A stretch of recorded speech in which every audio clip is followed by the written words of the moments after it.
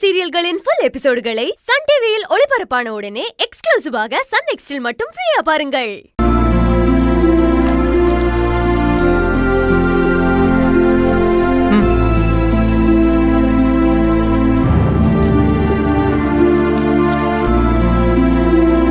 மாமா, இப்ப எப்படி மாமா இருக்கீங்க?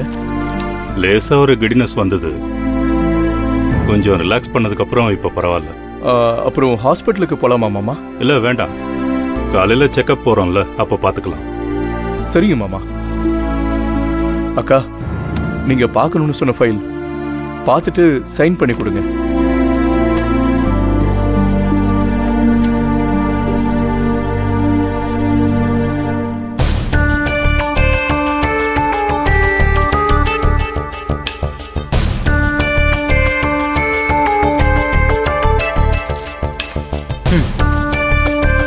சரிக்கா, மற்ற விஷயத்தெல்லாம் நான் மேனேஜர் கிட்ட சொல்லி ஏற்பாடு பண்ணிடுறேன்க்கா. ஓகே.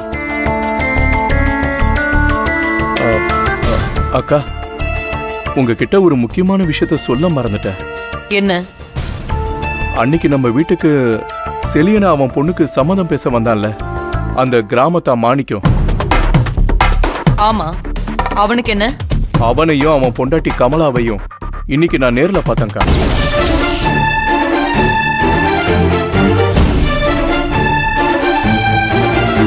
அவன் குடும்பமா சென்னையில தான்க்கா இருக்கான். டி நகர் சாஸ்திரி நகர்ல தான் மண்பொம்மை கடையை போட்டு அவன் நடத்திக்கிட்டு இருக்கான்.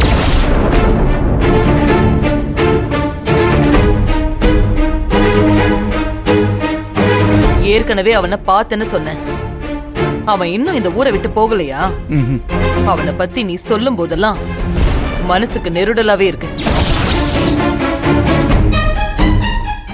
சென்னைக்கு பொழப்பு தேடி வந்தா பிரச்சனை இல்ல, வேற ஏதாவது நோக்கத்தோட வந்துட்டா என்ன பண்றது? விஸ்வநாதா, நீ அவனை பார்த்துட்டு சும்மாவை விட்டுட்டு வந்த? எப்படிக்கா பார்த்துட்டு சும்மா வருவேனா?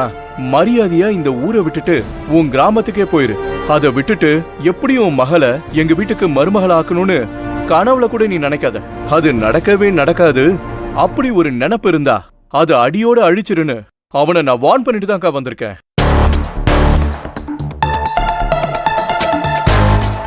அவன் இந்த ஊர்ல இருக்கிறது எந்த விதத்திலயும் நமக்கு நல்லதில்ல. ஆதி, நாம கொடுத்த வாக்குறுதியை நம்பி மாணிக்கம் அவன் பொண்ணுக்கு செழியன சம்பந்தம் கேட்டு வந்தான்.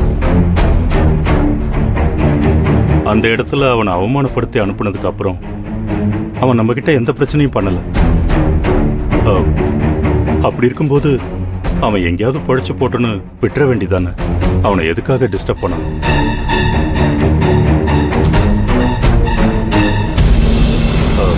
இல்ல, நான் என்ன சொல்ல வரேன்னா, நீங்க எதுவும் சொல்ல வேண்டாம். இத பாருங்க, நான் சொல்றது நல்லா கேட்டுக்கங்க. பழைய நட்பு அது இதுன்னு சொல்லிக்கிட்டு அவன் கூட நீங்க உறவாட நினைச்சீங்க, அப்புறம் ரொம்ப தப்பாயிடும். சொல்லிட்டேன்.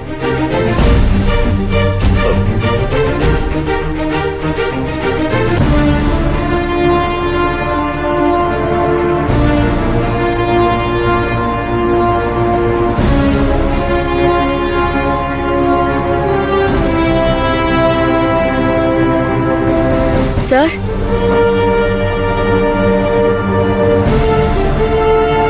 அப்படி வச்சுட்டு போமா.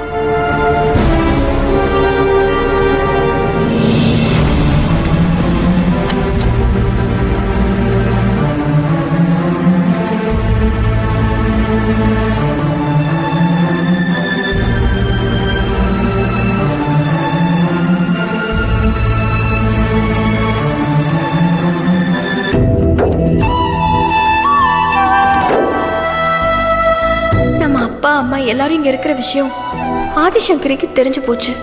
சுப்பிரமணி மாமா அப்பாவுக்கு சப்போர்ட்டா பேசுறாங்க. ஆனா ஆதிசங்கரி அத்தை இப்படி கோபமா பேசிட்டு போறாங்களே, நம்ம குடும்பத்தை அவங்க என்ன பண்ணுவாங்கன்னு தெரியலையே. பாவம், என்னால அப்பாவும் அம்மாவும் ரொம்ப கஷ்டத்துல மாட்டிட்டு இருக்காங்க.